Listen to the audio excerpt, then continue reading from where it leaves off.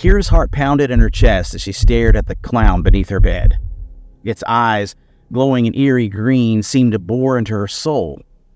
The giggle she'd heard earlier echoed in her mind, sending shivers down her spine. She remembered the abandoned building, the creepy circus freaks, and the strange room with the balloon.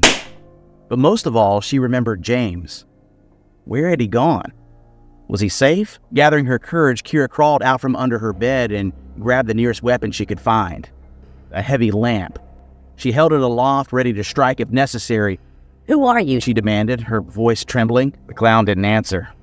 Instead, it let out a chilling laugh that seemed to fill the room. Then, it spoke. Its voice a low, guttural growl.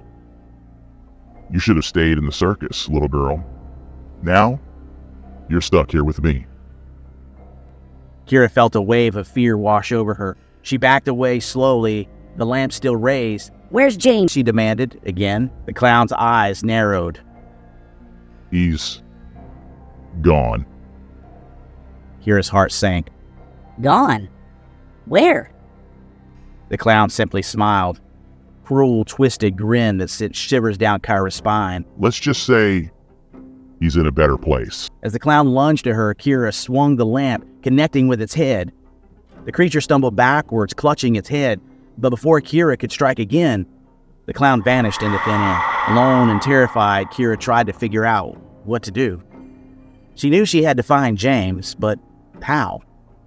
And where should she start? As she pondered these questions, she heard a faint noise coming from under her bed. Cautiously, she crawled back beneath it. There, curled up in a ball, was James. He was unconscious, but he was alive. Relieved and overjoyed, Kira carefully pulled James out from under the bed. She cradled his head in her lap and stroked his hair. He was cold and pale, but his breathing was steady. Just as Kira was about to call for help, a strange energy began to surround her. She felt herself being pulled away from her room, and then everything went black. When she regained consciousness, she found herself standing in the abandoned building. The circus freaks were nowhere to be seen. She looked around frantically, searching for James. There, in the corner of the room, she saw him. He was sitting up, looking dazed and confused. Kira ran to him and embraced him tightly.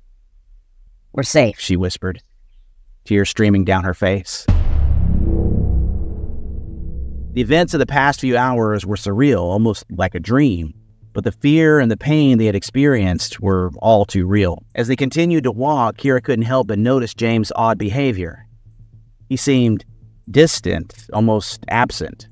His eyes, usually filled with a playful twinkle, were now dull and lifeless. "James, are you okay?"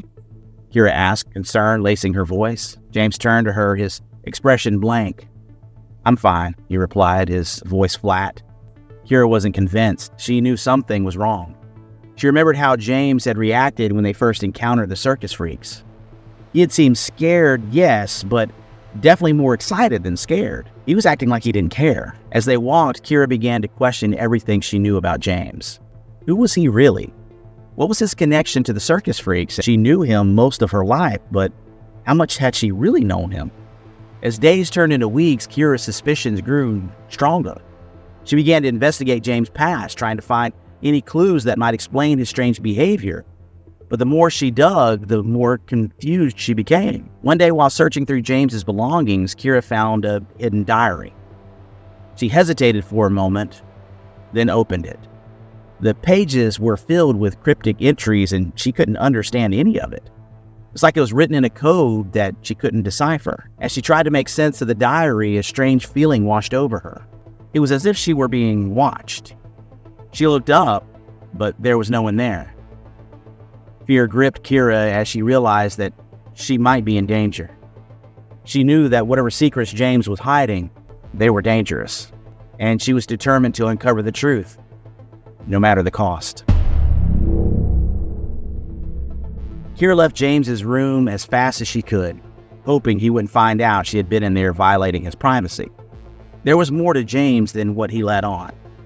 Kira avoided James for several more days. He would send text messages and Kira would ignore them. She avoided him at school and just walked away as if she were walking into another direction. One morning, Kira was making her way home from school as fast as she could to avoid James. She was pretty sure she was successful in her attempt as she cut through an alley that would save her some time on her trek. But she was wrong. "Hi, Kira," said James, who was waiting for her in the alley. Oh, it's you. Kira shrieked, grabbing her heart in surprise. "We need to talk," said James. Yeah, sure, no problem. Just let me go home real quick and put my bags away. I'll come over to your house right away. "No, you won't. You've been avoiding me all week ever since you went snooping in my room and found my diary." Kira's heart dropped when James called her out so matter-of-factly. Why was James seeming so scary now? What? How did you... Were you there? "It doesn't matter. Just come over to my house now and we will have the conversation that was inevitable." Sure, James, but are you mad? asked Kira, biting her lower lip. They both just finished the walk to James's house in silence. When they got there, Kira noticed that no one else was home. The house was empty. This made Kira even more uneasy. She'd better get this over with so she could get back home to safety. "Quickly, please have a seat," said James before Kira could say anything. She sat down and nervously brushed a strand of hair over her left ear.